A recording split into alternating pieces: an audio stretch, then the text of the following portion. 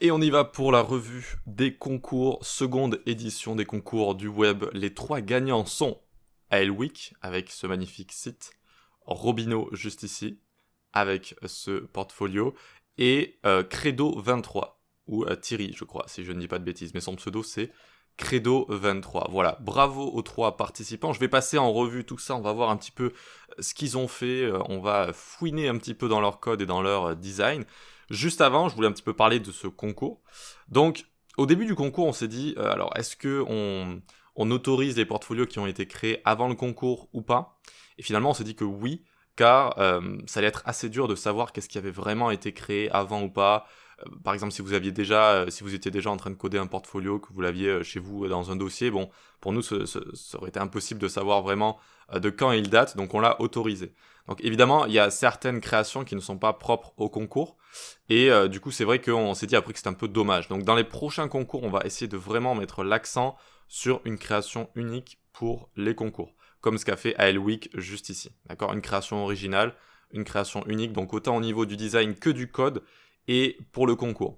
Alors c'est pas vraiment juste pour faire gonfler le concours ou par prétention ou quoi que ce soit, c'est vraiment plus par souci d'égalité, j'ai envie de dire, parce que bon, si quelqu'un a déjà codé son portfolio il y a un an, je sais pas, il a juste à le poster, alors qu'il y en a un qui a juste un mois pour le faire, par exemple, s'il veut le faire dans les temps, même moins d'un mois, pour participer au concours. Vous voyez, donc en termes d'égalité des chances, on va dire, c'était pas foufou, voilà. Donc pour les prochaines éditions, vraiment, on va se concentrer sur une création originale dans le temps imparti, dans le temps voilà, qui est donné pour participer au concours à chaque fois. Voilà, très bien, mais j'en veux pas à ceux qui ont posté leur portfolio là, vu que je l'avais autorisé en fait, je l'avais autorisé. C'est que juste après coup que je me suis rendu compte, bon, finalement, c'était peut-être pas top d'autoriser ce genre de choses. Voilà, ceci étant dit, on va pouvoir maintenant passer à l'analyse. Donc on va analyser les 3 créations, et on va commencer par la 3e position. Voilà, la création de Credo 23. Donc d'abord on va parler du design, puis du code, puis des performances, du SEO, etc. Donc ici d'entrée, c'est un projet qui m'a assez plu en termes de couleurs, par exemple. Alors c'est assez sobre, mais on voit qu'il y a un fond qui est légèrement différent même ici. Bref, les couleurs sont du orange, du bleu clair, du orange juste ici, du bleu un petit peu plus foncé. Donc en termes de couleurs, c'est pas mal. En termes de couleurs, c'est pas mal. Ce qui me plaît aussi, c'est la hiérarchie. Donc ça, c'est très important. Il faut déjà centrer votre contenu. Donc là, on voit que c'est centré juste ici. Et il faut qu'on comprenne un peu ce qui se passe. Ok, la plupart des projets que j'ai reçus pour ce concours, vous pouvez les voir sur le Discord dans la partie concours. Alors je vérifie juste que le micro, oui, le micro est bien allumé. N'ont pas de contenu centré. Il y a du contenu, mais il est un petit peu partout comme ça, voilà, au gré des blocs et des inlines de votre site. Du coup, on arrive sur une page et on ne sait pas ce qui se passe. On est obligé de regarder un petit peu à droite à gauche, on se dit tiens, ok, alors là je vais regarder ça, d'accord, donc là il y a ça, ok, donc tatati tatata. Et à la fin, on sait seulement ce qui se passe. Donc centrez votre contenu. Voilà, c'est quelque chose de très courant de centrer. Seulement, si vous savez vraiment centrer, etc., ensuite vous pouvez choisir de ne pas centrer certaines choses. Mais seulement si vous connaissez les règles, vous pouvez choisir de ne pas les respecter à certains endroits. Mais sinon, de base, il faut centrer tout ça. Après, on voit que ici, alors est-ce que je suis à 100%? C'est pas parfaitement centré non plus. Là, j'aurais quand même peut-être préféré un container qui se suive, parce que là, vous voyez qu'on passe de cette largeur-là à là un petit peu plus grand, là encore un peu plus grand encore, et là on a une section complète. Peut-être une certaine cohérence dans le container, juste ici, 1100 pixels ou quelque chose comme ça. Voilà. Ok, alors aussi c'était pas obligé, alors ici bon, la plupart des gens l'ont fait pour eux, leur portfolio, mais c'était pas obligé de faire un portfolio pour soi-même. On pouvait le faire sur un personnage fictif, sur un métier aussi, un autre métier type... j'avais dit quoi? Paysagiste, j'avais dit comme exemple quand j'en parlais à quelqu'un. Mais n'importe quoi, architecte, développeur, mais aussi, je sais pas, artiste ou musicien. Ou ça peut être vraiment un portfolio pour plein de métiers ou de personnes différentes. Ok, donc c'était pas non plus obligé de le faire juste pour soi. Essayez d'être imaginatif et peut-être pour les prochains concours. Si vous n'avez pas d'idée, essayez d'être imaginatif. Après, si c'était pour vous aussi, le portfolio, ça fonctionne très bien. Hein. Je dis pas que c'est pas bon ici. Mais vraiment, si vous n'y aviez pas d'idée, c'était pas vraiment une bonne excuse, quoi. C'est-à-dire qu'on pouvait vraiment faire des projets sur tout et n'importe quoi. D'accord? Il y a même eu l'idée de le faire sur un personnage de jeu vidéo ou ce genre de choses. Ok, donc on centre peut-être un petit peu plus ici. Vous voyez que là, il y a quand même pas mal d'écart entre les éléments. Ensuite, alors en termes de texte aussi, il faut que tout soit lisible. Hein. On essaye de jamais aller en dessous de 14 pixels en général. Déjà, quand on va en dessous de 16, il faut vraiment savoir ce qu'on fait. Là, si j'arrive ici, que j'inspecte, je vais dans Computed. et je vois que la valeur est de 9,6 pixels. Vous voyez, donc ça c'est très dur à lire, hein, 9,6 pixels, il faut éviter ce genre de choses. Sinon, une section ici qui prend l'entièreté de la page, pourquoi pas, pourquoi pas. Ça vient casser ensuite un container qui peut être trop utilisé, donc hop, on met une section comme ça, puis on continue. Voilà. Et ensuite, on a un petit portfolio, un petit formulaire, pardon, juste ici. Alors, est-ce que j'ai mon réducteur luminosité? Non. Donc là, au niveau du contraste, peut-être qu'il faudrait un poil plus contraster, pardon. Le contraste, c'est les couleurs entre le fond et votre contenu. Et là, c'est vrai que peut-être que certaines personnes peuvent avoir du mal à trouver les inputs juste ici. Les faire un poil plus sombre ici pour que ça ressorte sur le fond. Et quand je clique aussi, je vois qu'il y a du orange qui a été rajouté. Ce qui est bien, il faut montrer qu'on a le focus quelque part. Mais le orange aussi ne contraste pas bien du tout avec le fond ici. Voilà, c'est juste des petits détails. Ok, donc je m'étais pris des notes à côté pour rien oublier. Alors, voilà, les animations sont pas mal. Voyons voir, on actualise juste ici. The seed can be reached. Ah, sympa, donc je vais relancer le live server. Ok, donc j'ai relancé le live server et on peut voir les animations juste ici, d'accord, qui apparaissent. Alors quand on fait des animations, peut-être essayer de bien gérer le easing, la façon dont les animations vont se lancer, la rapidité des animations. Ici, c'est vrai que tout vient un peu vite, comme ça, peut-être je sais pas, un easing un poil plus léger à la fin, genre que ça fasse une petite apparition. Ok, ensuite on voit qu'il y a certains éléments qui ont été animés, mais pas tous les autres. Pourquoi pas? Si, pourquoi pas, franchement, pourquoi pas. Après, donc, quand on scroll, on voit qu'il y en a qui arrivent ici aussi. Donc ça, c'est pas mal, pourquoi pas aussi. Mais du coup, ça le fait à chaque fois, vous voyez. Là, hop, ça le fait. Avec des animations au scroll, en général, il faut essayer, sauf exception, de les faire une seule fois. C'est-à-dire, bon, quand on découvre le site, c'est bien, d'accord, mais on n'a pas non plus envie de les avoir à chaque fois, comme ça. Voilà, donc avec Intersection Observer, on peut unobserve, donc arrêter d'observer, ou avec n'importe quel outil en général d'animation au scroll, on peut faire ce genre de choses. Voilà pour les animations. Attention à la taille du texte, contraste formulaire, responsive design. La nav responsive peut être améliorée. Ok, voyons voir un peu le responsive juste ici. Donc on va dans Toggle Device Toolbar, hop. Ça nous permet de gérer plus facilement la largeur du site. Donc quand on descend juste ici, donc, ce que j'avais noté, c'est que il attend ici d'être vraiment collé au bord avant de passer au breakpoint en dessous. Attention, mettez un petit peu de padding ici pour qu'on évite d'avoir un écran comme ça qui soit parfois trop collé. Vous voyez que là, par exemple, c'est encore un petit peu trop collé juste ici. Voilà, c'est un petit détail, mais vous voyez, ça me suit un petit peu là. Essayons de mettre un peu de padding.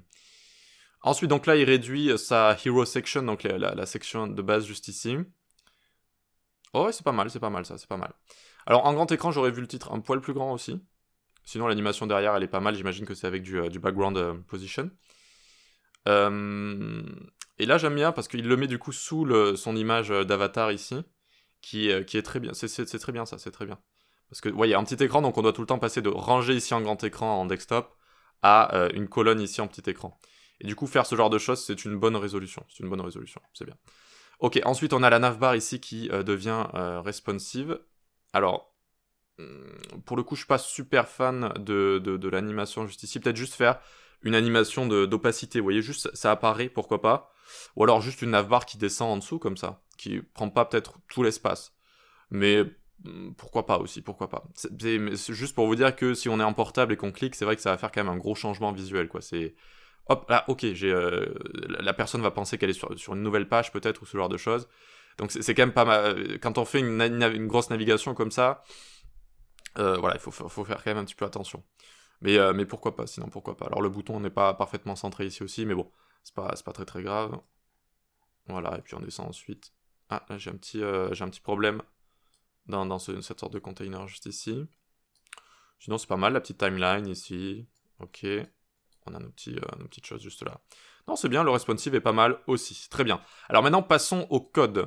Donc pour le code, ce qui a été utilisé, c'est React. Et là, pour le coup, il faut que je vous dise quelque chose. On va vraiment utiliser ce projet pour parler un peu un problème qui touche pas mal de personnes, c'est d'essayer d'utiliser React partout et tout le temps, même s'il n'y en a pas besoin en fait. Juste pour dire, regardez, j'ai fait ça avec React. Là, on a vraiment un site one page, vous voyez, avec de l'HTML, du CSS et du JS normalement. Même ces petites animations au scroll sont très faciles à faire avec Intersection Observer qui est dispo directement en JS. Et donc, il n'y a pas forcément besoin de sortir React pour ça. Là, il y a plein de code JS qui ne va pas être utilisé, hein, qui fait partie du cœur de React, dans le paquet React qui a été téléchargé. Et on peut le voir si on fait un petit audit juste ici, vous voyez, avec Lighthouse. Hop, donc on va le faire juste là. Et normalement, ils vont nous dire qu'il y a plein de JS qui n'a pas été utilisé. Et c'est normal. Normalement, React, ça sert à faire une application avec plein de fonctionnalités, avec un effet quand on clique sur des liens où il n'y a pas de chargement, et avec du contexte, avec du state management, enfin bref. Voilà, c'est à ça que sert React. Là, pour le coup, c'est une page statique. Il n'y a pas de mal à faire une page statique. On va pas se foutre de vous parce que vous faites une page statique, d'accord? Et si vous voulez vraiment montrer des projets React, mais c'est tout à fait possible, vous faites une page statique en HTML, CSS, JS classique, et dans vos projets, là, vous montrez des vrais projets React avec des vraies applications web. Voilà. Et là, vous aurez l'air de beaucoup plus pro, j'ai envie de dire, que quelqu'un qui crée juste un portfolio avec React pour faire un portfolio avec React. Je dis vraiment pas ça méchamment, mais si un recruteur qui s'y connaît un petit peu voit ça, il va se dire c'est bizarre, on dirait qu'il est un petit peu forcé pour avoir un projet sorti avec React, comme ça. Voilà, et au niveau des perfs ici, on voit donc 46, donc là, on voit que ça prend beaucoup de temps à charger tout ça. Reduce unused JavaScript, donc ça nous a pris 3 secondes 16 ici, à charger tout ça. Ah oui, notamment, il y a une librairie qui a été utilisée, qu'il ne faut pas du tout utiliser, c'est React Icons ici, qui est très lourde à charger, qui a chargé complètement ici. Mais il n'y a pas que ça, il y a aussi juste le fait d'utiliser React ici qui n'est pas forcément judicieux. Et on peut le voir ensuite dans le code, en fait, c'est-à-dire que ici, on va voir, on va venir ici, hop, alors, src, components, regardez, chaque composant, finalement, il y a que c'est du JSX, hein, mais entre guillemets, il n'y a que de l'HTML, quoi. Il n'y a que de l'HTML, il n'y a pas d'utilisation des hooks, il n'y a pas de state, il n'y a pas de props. Vous voyez, c'est que... Ah, là, je vois qu'il y a ça. Ok, là, ça a été utilisé pour faire une navbar responsive, mais bon, il n'y a pas besoin de React pour faire une navbar responsive non plus. Voilà, donc ici, il faut éviter d'utiliser React, en fait, quand il n'y en a pas forcément besoin. En termes de rapidité, etc., votre site ira beaucoup plus vite, hein, dans cet exemple précis. Et voilà. Donc je me sers un peu de ce projet pour vous dire ça, hein, je m'en sers un petit peu d'exemple, parce que je le vois très très souvent, des gens qui veulent vraiment vraiment faire un projet avec React juste pour utiliser React, mais sans vraiment que ce soit judicieux, en fait. Voilà. Ensuite, il y a AOS ici qui est utilisé, donc c'est Animate on Scroll. Donc là, c'est pareil, toutes ces animations peuvent être faites avec Intersection Observer en JavaScript. Voilà, donc c'est une API de navigateur qui vous permet de gérer ce genre de choses. Typiquement, vraiment, c'est typique. Hein, voilà, si vous voulez faire ce genre de choses-là, Intersection Observer sera très bien et beaucoup plus performant. Voilà, très bien. Ensuite, alors, donc pour le code, pas besoin d'AOS. Ah oui, donc l'architecture CSS, voyons voir. Style, juste ici. Donc on voit qu'il a utilisé Sass, donc c'est très bien. Et donc là, il y a une bonne architecture avec Sass, donc ça c'est pas mal. Donc il a bien utilisé use ici. Il a utilisé des mixins juste là. C'est pas mal. Différents layouts ensuite. Donc on a components, layout, base, des petites fonctions ici pour du font size, pour de la color, ok. Non, ça c'est bien. Le SAS ici, l'architecture, etc. Là, c'est pas mal. C'est pas mal. Voilà. Ensuite, donc, perf SEO, donc je vous avais parlé de ça. Time to interactive. React Icons, donc c'est une mauvaise librairie, voilà, il ne faut pas l'utiliser. Vous pouvez aller sur des sites qui notent les paquets si vous voulez, et là on voit que il est mal noté celui-là, il est très vieux et pas du tout performant, etc. Donc il faut vraiment éviter ce genre de choses. Et puis voilà, c'est à peu près tout. Donc niveau design, c'est pas mal, hein. Franchement, c'est pas mal. Il y a vraiment de bonnes choses, la couleur, le fait que tu aies centré tout ça. Le responsive aussi a été bien fait, les animations sont pas mal, même s'il n'y a pas besoin de AOS pour faire tout ça. Voilà, le point négatif, je dirais, c'est l'utilisation de React. Voilà. Donc la prochaine fois, si vous voulez juste faire un site statique, faites un site statique en fait. Et si vous avez des projets dans d'autres langages, frameworks, librairies, etc., mais montrez-les, mettez juste des liens vers les autres projets, et puis voilà. Et puis on pourra voir un petit peu ce que vous avez fait. Voilà, donc bravo pour cette 3e place, on va pouvoir passer à Robino juste ici. Alors laissez-moi ouvrir mes notes que j'ai à côté. Robino qui nous a mis donc son portfolio juste ici, on va actualiser. Donc un portfolio fait avec Next et avec Framer Motion et avec pas mal de choses, donc on verra tout ça dans la partie code. Donc c'est un projet assez épuré, alors est-ce qu'on est à 100% ici? Oui. Assez épuré, avec des transitions, des animations, c'est vraiment sympathique, c'est vraiment un très beau projet, Et je dis bravo à Robin, parce qu'il est assez jeune et il a déjà beaucoup de talent, n'est-ce pas? Il est déjà assez doué, hein, il fait des très belles choses, donc c'est vraiment très sympa. Il a utilisé Next, qui est pas mal pour justement, donc, à l'inverse de React, avoir déjà du contenu que les crawlers vont pouvoir exploiter. Donc là, si je fais clic droit inspecter et que je fais View Page Source, donc alors je vais faire Line Wrap juste ici. Alors c'est normal qu'on ne puisse pas le lire, mais si vous voulez, je vais prendre son nom juste ici, je vais faire un petit CTRL F, CTRL V, et je vois qu'en fait le contenu est déjà là.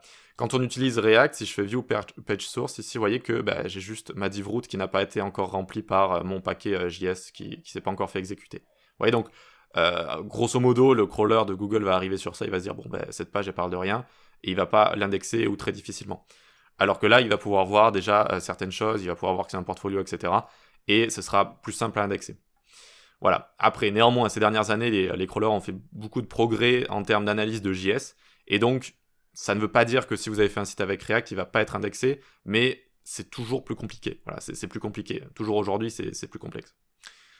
Ok, très bien, très bien. Donc ici, on a un contenu qui est assez centré. J'aime bien ici même la petite ligne qu'on a juste ici.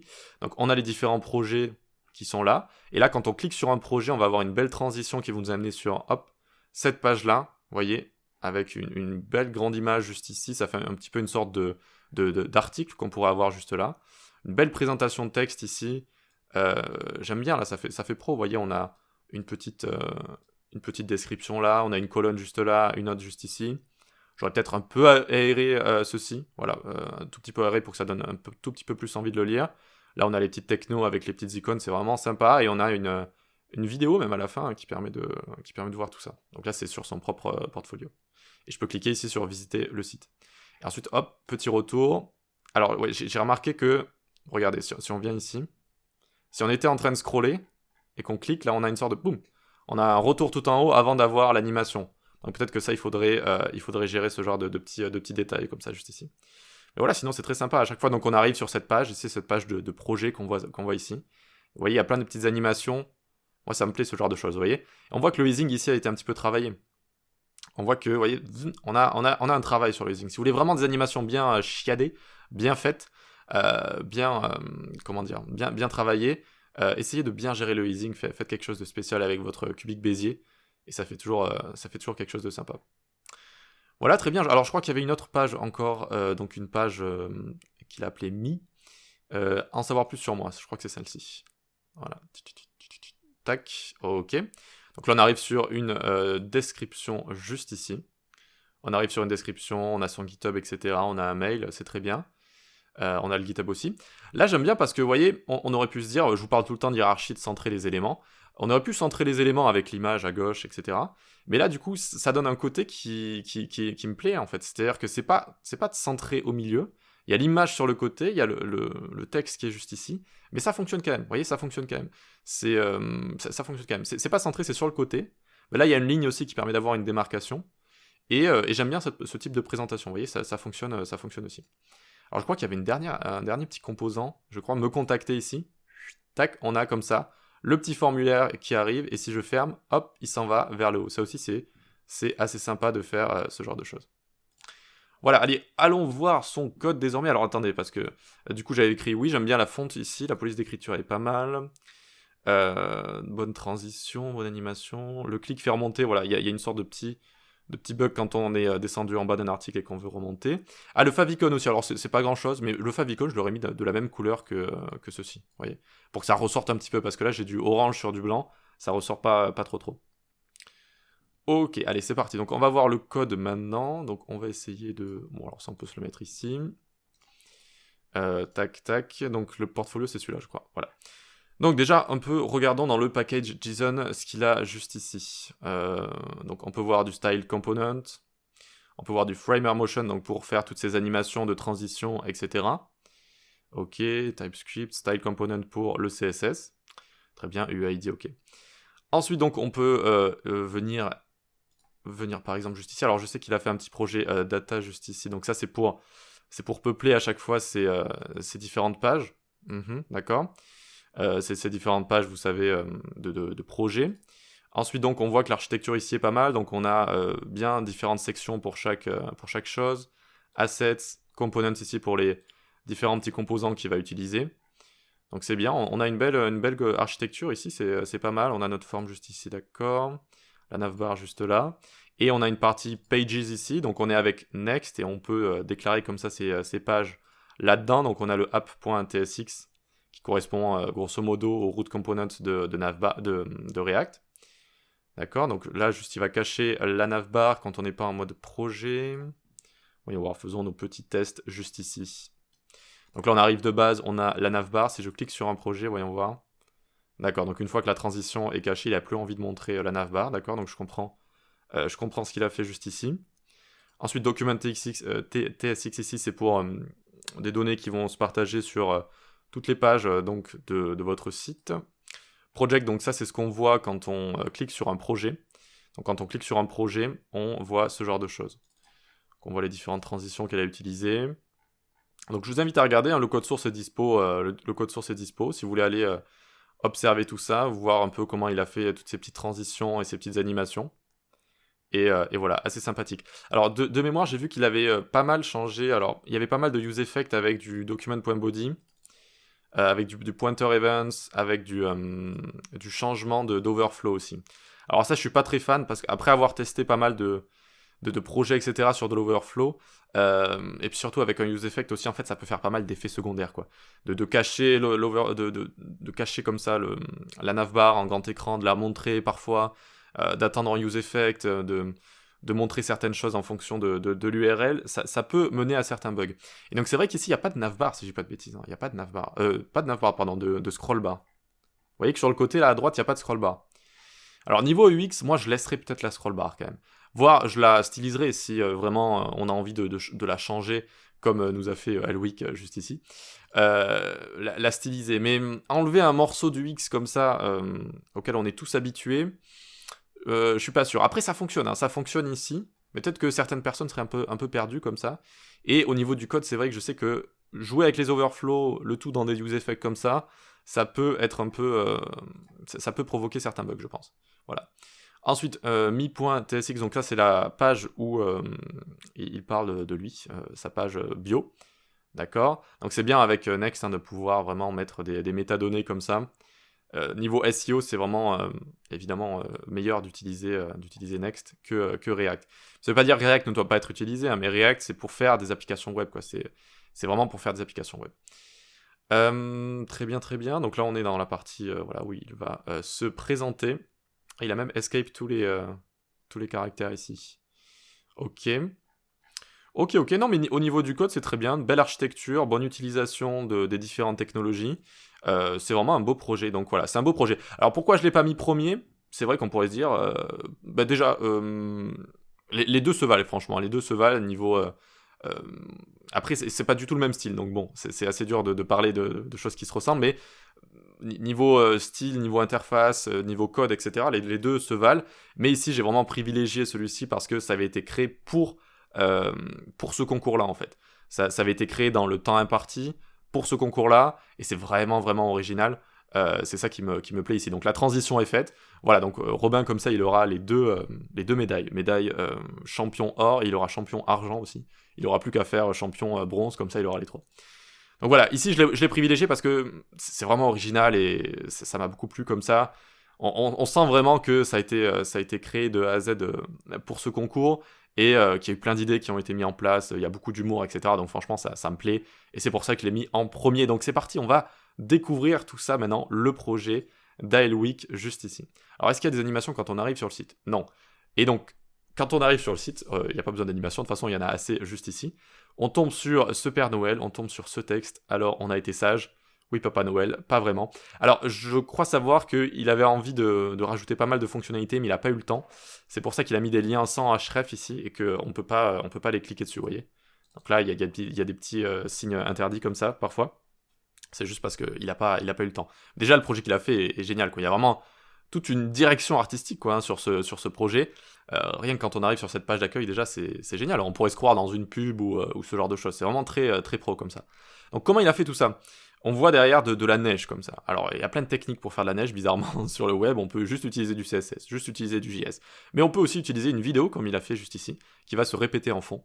Ensuite, il a créé un layering, il a créé plusieurs couches comme ça, avec des PNG, avec donc des PNG derrière pour faire la glace, la neige, les nuages qu'on a juste ici. Un PNG pour le Père Noël également juste là. Et ce qui me plaît aussi, c'est que regardez, il y a vraiment de l'attention qui a été mise sur les détails. La police d'écriture, c'est très important. Vous voyez, il a essayé de rechercher une police en rapport avec Santa Claus, etc., avec Noël. Donc là, il a pris des polices qui vont bien ensemble. Vous voyez, il y a celle-ci qui est un peu originale, celle-ci qui est du sans-sérif, un petit peu plus normal pour venir s'adapter à tout ça. Donc c'est vraiment très, très sympa, bien recherché. C'est vraiment vers ça que je voudrais que les concours se dirigent, vous voyez. Des créations originales et des intégrations originales. Donc à la fois les deux, à la fois du design et du code. Je sais que c'est compliqué, je sais que c'est pas simple de faire quelque chose comme ça, évidemment. Mais je vous demande pas non plus de faire quelque chose d'extraordinaire. Si vous êtes débutant, vous êtes débutant, c'est pas grave. Mais ayez une idée et tentez de bien la résoudre comme ça, autant en termes de design que de code. Ça va tellement vous apporter, même si vous êtes débutant, surtout si vous êtes débutant. Et ensuite, si vous êtes un compétiteur dans l'âme et que vous avez un certain niveau, allez-y et donnez-vous à fond. Donc là, il a aussi, vous voyez, changé la scroll bar juste ici, il en a fait un sucre d'orge, ce qui est très original aussi. Ensuite, il a changé le scroll, la vitesse du scroll, le comportement du scroll. Alors là, ça, je suis pas très fan, ça dépend des gens, il y en a qui aiment bien, il y en a qui aiment pas. C'est vrai que ça donne un côté original aussi, évidemment, quand on change le scroll, mais c'est quelque chose de tellement... On est tellement habitué à un scroll basique et normal que quand on arrive sur un site comme ça, qui a un scroll modifié, moi ça fait bizarre, voilà. Je sais qu'il y en a, c'est pas grave, mais ça fait un petit peu bizarre. Et ça fait aussi un peu bizarre si on utilise le scroll molette, par exemple. Là, vous voyez qu'on essaie de monter et descendre. Alors bon, ça fonctionne pas tout à fait de la même manière. Si on touche la scroll bar aussi et qu'on essaie de monter et descendre, ça peut provoquer certains bugs. Donc, de manière générale, voilà. Personnellement, je suis pas très fan, mais pourquoi pas. Donc ensuite, on descend, on a un petit effet parallaxe ici, regardez sur la neige, nuage, juste ici. Vous voyez, un petit effet parallaxe. Donc ça a été fait avec le JS, on verra tout à l'heure comment il a fait. Ensuite, on a, hop, on descend ici jusqu'à cette section. C'est ça qui est important avec les différentes sections d'un site. Il faut que chaque section ait sa propre hiérarchie. Vous voyez que là, c'est comme si j'étais arrivé sur une autre page. Vous voyez, là, j'ai la première section, tatati, tatata.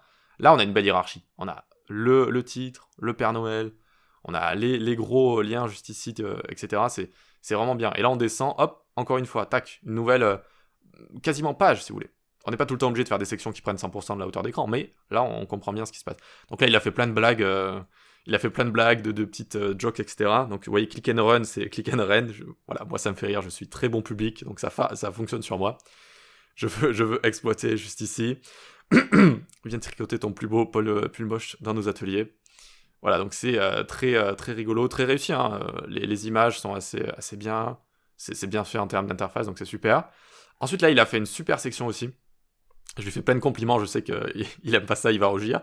Une super section on appelle ça une timeline, une section timeline. Donc on voit de 1931 jusqu'à aujourd'hui. Il a plein de petites private jokes, encore une fois, juste ici. Et en termes de responsive, là, en général, les timelines, c'est compliqué. Pour ne pas dire chiant à gérer en termes de responsive design. Parce que quand on va commencer à réduire... Hop, alors, calme-toi, voilà, hop. Quand on va commencer à réduire, en fait, rapidement, il n'y a plus d'espace de gauche à droite, et donc on se dit quoi, qu'est-ce que je fais? Est-ce que je réduis tout d'un coup? Qu'est-ce que je fais? Ben là, il y a une belle solution, regardez. On enlève le sucre d'orge au milieu, on garde les images, donc ça nous permet vraiment de garder un bon effet juste ici, et de continuer, et il y a encore une bonne résolution juste ici, il va enlever les images et centrer le tout. C'est très bien, c'est une super solution en termes de responsive, ça c'est vraiment super. Vous voyez, ça fonctionne très bien. Allez, on va regarder la suite comme ça. Et là, donc, on a une section contact juste ici avec un petit footer. Ce service de la poste est gratuit, pas besoin d'un timbre, modèle de lettre, etc. Voilà, c'est juste une bonne présentation, c'est bien fait, c'est pas mal du tout. Alors, voyons voir un petit peu alors, peut-être pas en 320, c'est vraiment un petit portable, 320, donc on va aller jusqu'en 425 par exemple. Et on regarde tout ça. Et vous voyez qu'en mode coarse aussi, alors coarse c'est C-O-A-R. SE, ça veut dire grossier, c'est quand en fait on est en mode doigt si vous voulez, quand on est en train de scroller avec le doigt. Je pense que la librairie qu'il a utilisée pour le smooth scroll bug un petit peu, enfin parfois ça peut bugger un petit peu. Ah oui, ça aussi j'ai beaucoup aimé. Comment en fait il s'est occupé de cette hero section. Donc ça paraît simple, enfin pas vraiment, hein, mais une hero section, c'est-à-dire vous avez une image et du texte. Alors dans votre tête vous dites bon ça va, je vais juste réduire le tout et tout. Non, ça fonctionne pas comme ça. Il faut se dire, qu'est-ce que je fais de cette image? Est-ce que je la centre? Est-ce que je la mets à gauche, à droite? Est-ce que je la fais disparaître parfois?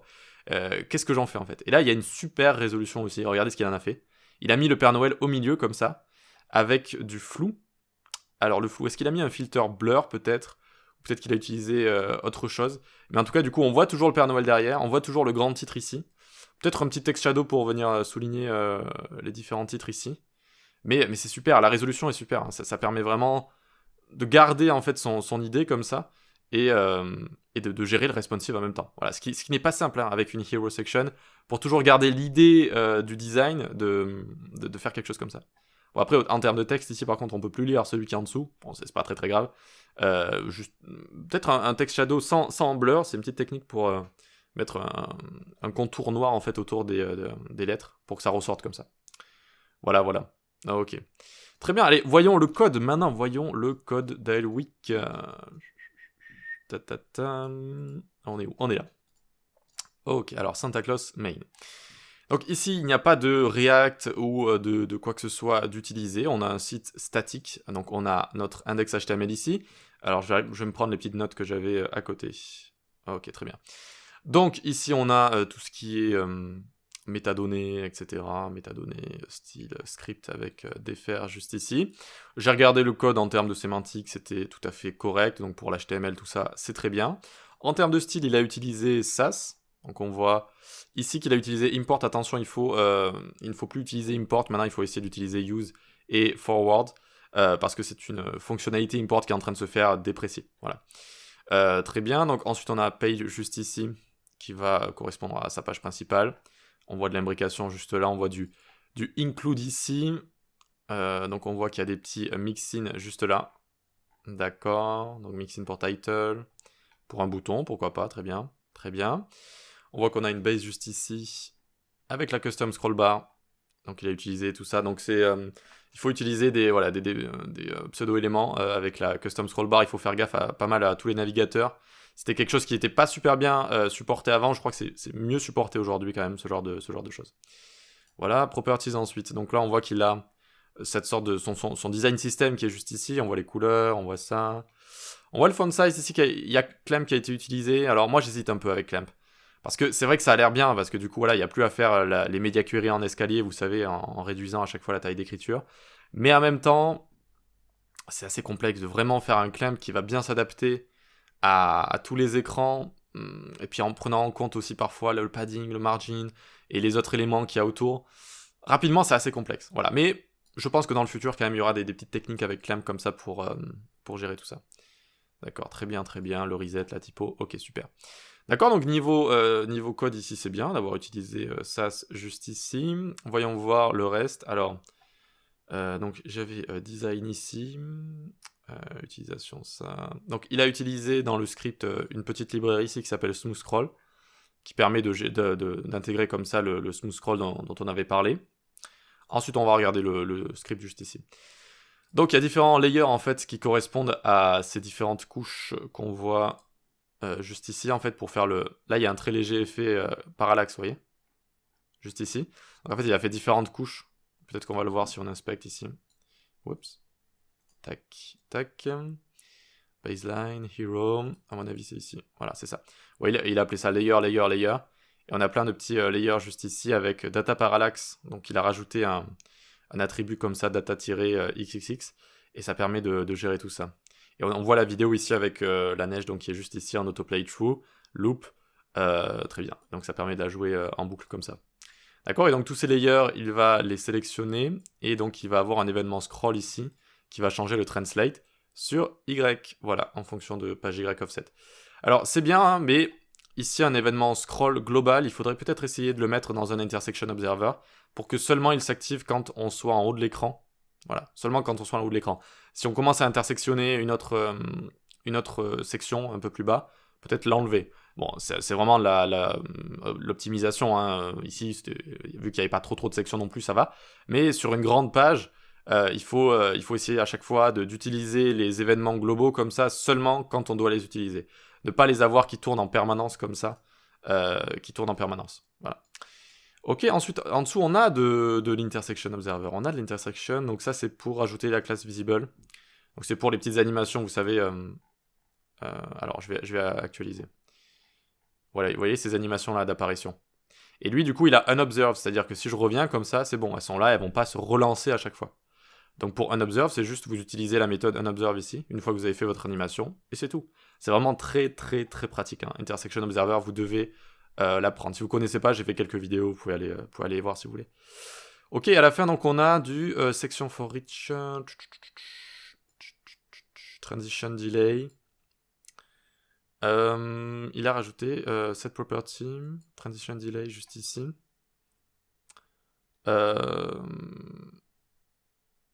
Set property. Pourquoi il a set la property ici de tous les sections? Voyons voir, ça correspond à quoi ça? Ok.